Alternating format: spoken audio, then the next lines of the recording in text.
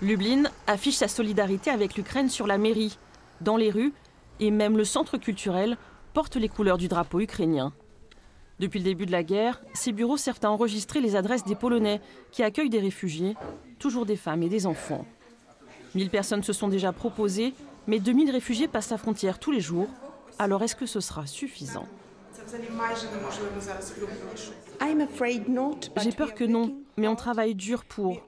On fait une campagne pour persuader les gens d'ouvrir leurs maisons et leur cœur pour les nouveaux arrivants d'Ukraine. Lublin est à 80 km de la frontière. Dans cette ville de 340 000 habitants, on accueille déjà 40 000 réfugiés, soit 10% de la population totale. Malgré un afflux permanent, personne ne dormira dans la rue, selon les autorités. Personne ne restera sans un toit et personne ne restera sans nourriture. Mais bien sûr, vous comprenez qu'il y a des limites. Il y a des limites techniques.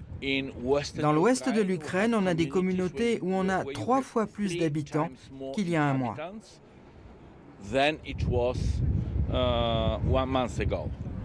Mais certains n'ont pas de solution de logement, pas de contact en Pologne. Dans ce gymnase reconverti en un dortoir géant, 500 personnes attendent de partir. C'est un hébergement d'urgence. Les réfugiés y restent 2 à 3 jours maximum. Ce jour-là, un bus de la métropole de Nancy est sur le départ, avec une centaine d'Ukrainiens à bord. Parmi eux, 4 enfants et 5 adultes, recueillis dans la rue par cet habitant de Lublin.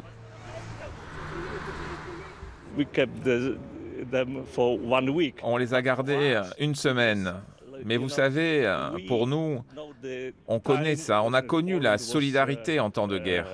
Et à l'époque, des personnes ont émigré dans d'autres pays.